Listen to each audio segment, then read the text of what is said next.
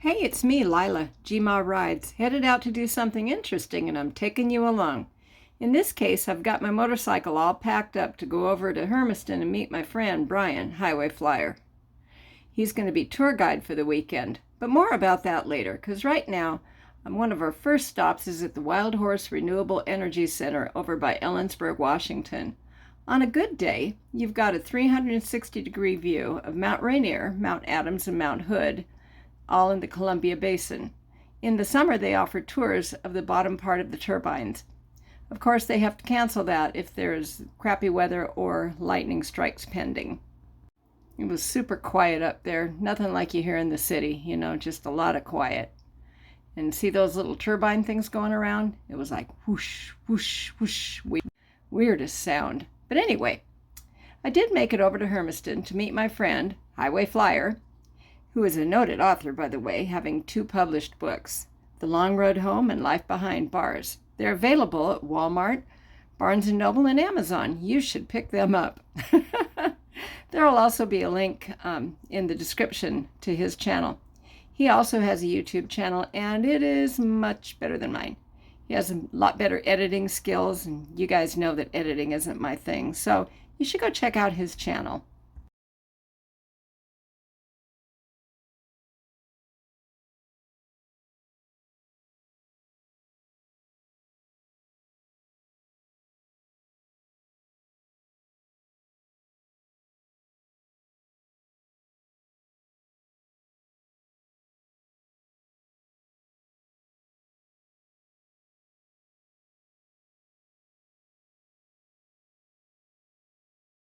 Boggin's Oasis at the bottom is at the base of Hell's Canyon in the southeast, very bottomest corner of Washington.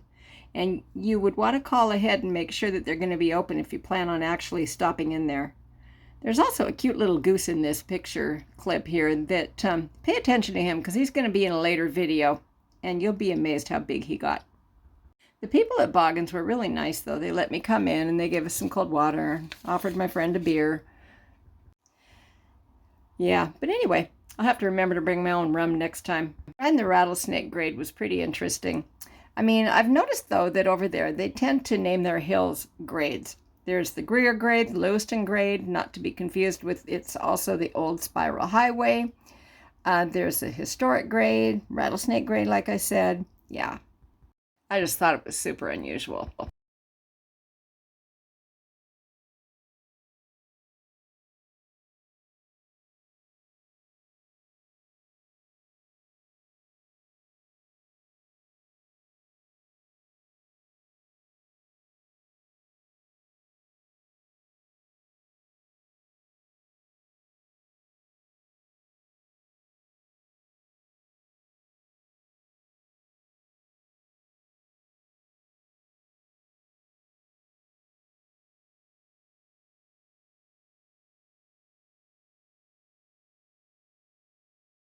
We also stopped at Hell's Canyon Harley-Davidson so I could take a picture for their challenge.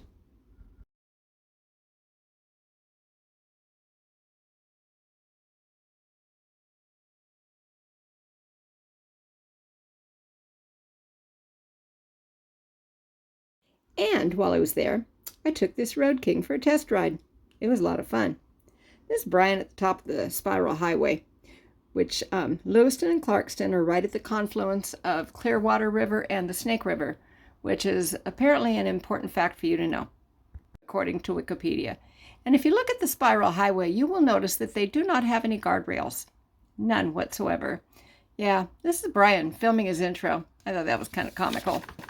Moving on to talk about the Gold Rush Historical Highway. It's about 42 miles along Idaho 11 and US 12, starting at Greer and ends in the little town of Headquarters. It's along the Clearwater River, and it begins with a short, steady climb and some beautiful views. Along the historical highway is the Chinese hanging tree, which is a spot where you can get off your motorcycle and stretch your legs and go check out what happened in September of 1885. When a local merchant in Pierce was found chopped to bits in his bed.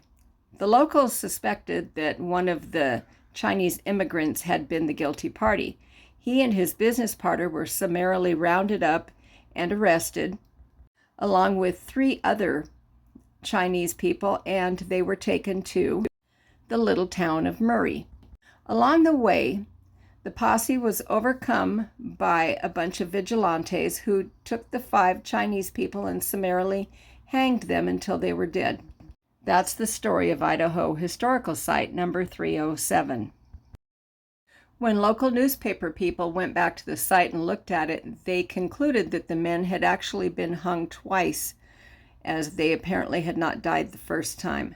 The governor requested an investigation, and the Chinese were all declared to be guilty, but no one was ever charged with the murders of the Chinese people that were hanged there. I'm not sure why, but this is also referred to as the No Place Project. This is here because, hey, telephone booth. Who sees those anymore? And that's our bikes. But anyway, we stopped for lunch at a little town, and look at the size of this hamburger. It was huge. I've also included for your entertainment the routes that we took on those days. And I think it was about a 900-mile weekend all told, something like that. But anyway, it was a lot of fun. Brian made a great tour guide. And I headed home on my own again. I stopped by the little town of Pomeroy. Pomeroy is a cute little town. It's got like one of those repurposed muffler men and his girlfriend Bikini Barbie there. An old sign graveyard and a very convenient gas station just down the street in case you're like me and forget to top off your gas tank before you go out in the middle of nowhere. There's not really much else going on in Pomeroy, but it's always fun to stop there for a photo op. Just, to see if they have any new cool signs or anything. Like I said, gas stop, The little town of Dayton, Washington was also on the challenge ride list for this year. And they used to be a Jolly Green Giant packing town, as you can tell. You can't see it, but on that hill behind him is a great big Jolly Green Giant that when he was initially put up there was made out of pavers and was painted bright green, of course. But you can't really see him with all the dead grass and such. But it was the people that worked at the factory's tribute. Another stop in Walla Walla was a cemetery for some bizarro X thing. I didn't quite get that, but there it is. And of course, Zilla. And I've already posted about that, but this lovely lady was so kind to me. And then, like, comment, subscribe, because once we start seeing flowers, you'll know we're home and in my yard again. Bye.